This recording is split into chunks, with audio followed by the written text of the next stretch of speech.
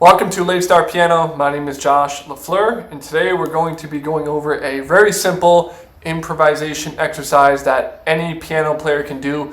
Even if this is your very first day on the piano, this is going to help you benefit from it and help you on your journey of being able to improvise, being able to make your own music one day if that's what you're looking to do, and just being able to unlock your creativity on the piano. So we're just going to jump right into it. We're going to stick with all the white notes if this is your first day, and all we're going to do is play the C down here and the G down here in the left hand, and we're going to alternate. So we're just going to alternate between these two notes in the left hand, and in the right hand we're going to stick between this octave and this octave, and we're just going to play any of the white notes. So any of the C major scale white notes as you're alternating in the left hand. So it sound like this.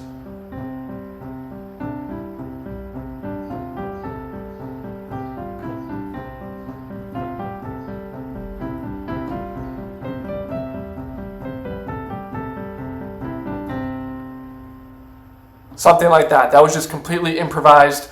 And no matter what you play, because we're in this example, we're in C major, it's all the white notes, and we're just playing C and G down here, any white notes you play will sound good. As you can see, I'm just going down. Nothing's going to sound weird, like if you throw in a G flat or a F sharp, that might sound weird, but if we just stick to the white notes. And of course, the cool thing about this is that you can really vary this so much based on your skill set. So again, if this is your first day, everyone can at least do that kind of rocking back method. Maybe if you're a little bit more advanced or you want a little bit more to it, you want to add in that full C major chord. So you can play the C, E, and G like this, or alternate it. Right, and whatever you want to do, and just play play any white notes in the right hand.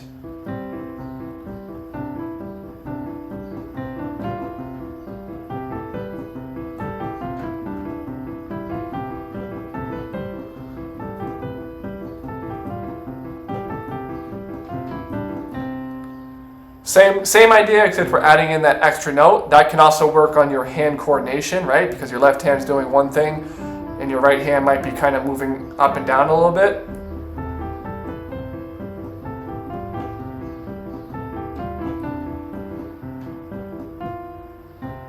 And of course you can change the rhythm. You don't have to keep the same exact rhythm the whole time, or even this one.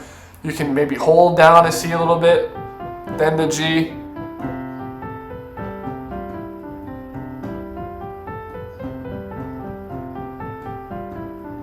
Maybe you want to play both together a couple times, right, in the left hand.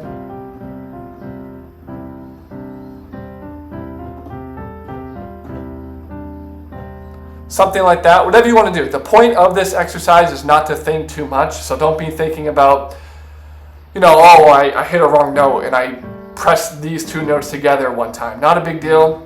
Just don't even think about time signatures, don't think about music theory, don't think about even maintaining the rhythm, don't think about maintaining the sense of time like you're in 4/4 or something like that. This is all about improvising. So just playing literally random notes. Again, as long as you're playing the white notes, it'll sound good. Now, another thing you can do about this and why I like it is we can put this into a different key. So let's say we're kind of sick of the C major. We did the two notes rocking back and forth. We added in that third note to make it a full C major chord. We can also change this. We can put this, let's do G. So in G major, if we know our scales, which is another good reason why this exercise is so helpful, because it forces you to know the scale, right? So we can also play G major, and of course is an F sharp in the scale of G major. So we can move this up. Same concept in the left hand, just playing the root note, the G, and playing that fifth, which would be the D. And we can just start off by rocking back and forth.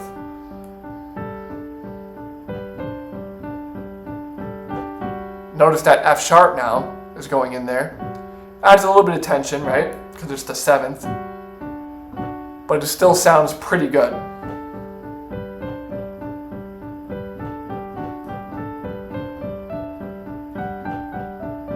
Maybe you want to throw in an F natural.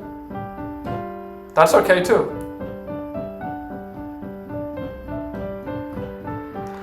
And And again, the point is not to try to make some masterpiece. It's not try to make the next sonata or next classical best piece or the next pop hit. It's just all about expanding your horizons and really just all about improvising and not thinking. I think a lot of times beginner piano players will sit down and they will be trying to do everything perfectly, right? They want to play with the perfect technique. They want to make sure everything sounds really good. They want to keep with the same time, with the same rhythm while they're playing. All of those things are important and they should be worked on as well. But it's also very important to just improvise and just let your musical ear take you to where you want to go, right? Something like that. Just letting you become a little bit more free and just having fun, right? We want to make sure we're having fun with the piano. And this doesn't have to be an hour-long exercise or something that you do for a long time. You can even just do this for 3 minutes. Do it for 2 or 3 minutes, right? Some of those variations we already talked about.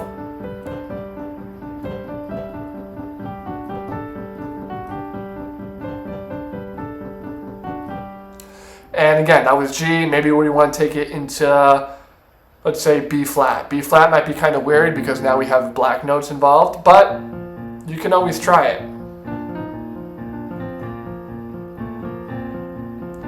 Same exact concept.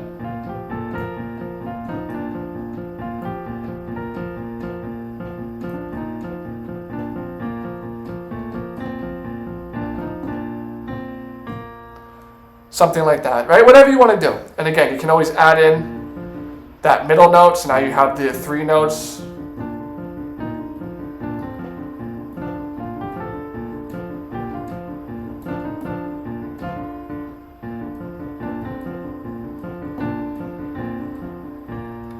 Whatever you want to do, you can slow it down. You don't have to go that fast. You can just go very slow, even something like this, if you want.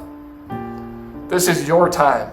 You can start off slow and then slowly get faster. You can change the rhythm up, right? Like we talked about before, just playing everything in block position like that. You can kind of rotate and rock back and forth. You can add in that 3rd note. You can even just do 1 note. If we go back to our C example, you can just play 1 note.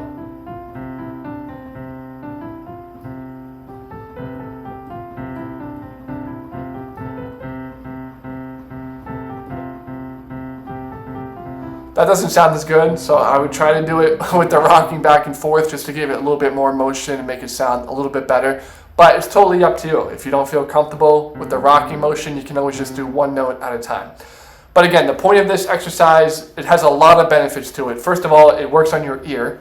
You're going to have a better ear because you're going to know what you like to listen to and what sounds good to you. You might find that you really like going from, let's say, a C major, then up to the 7th, then the 5 and the 1. Right? You might find some kind of riff or some kind of little lick or trick that you really like, and then you can take that same trick and put it in a bunch of other keys. Right? Whatever it is. So that's one. It's going to work on your ear training. It's going to give you different licks and different things that you can take with you when you are improvising. It's going to work on your hand coordination because we have 2 different things going on in each hand. You're not doing the same exact thing for each hand. It's going to work on your music theory because in order to take this into different keys, you have to know the scale and the notes that belong within that scale and in that key, right? So it's going to make you work on that, the hand coordination, the music theory, your ear training, and hopefully, maybe most importantly, this will actually be fun, right? We want this to be a fun exercise. Don't take it too seriously. Again, don't be focusing so much on the rhythm or the time or making everything perfect. It's okay. You can make mistakes. You can go out of time. You can change up the rhythm whenever you want.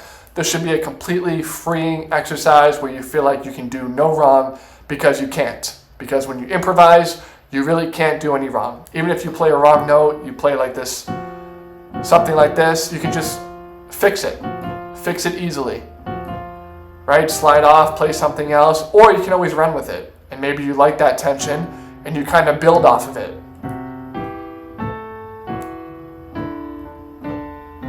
Right? Something like that. Whatever it is. Again, don't think about it too much. Try not to plan any of it out.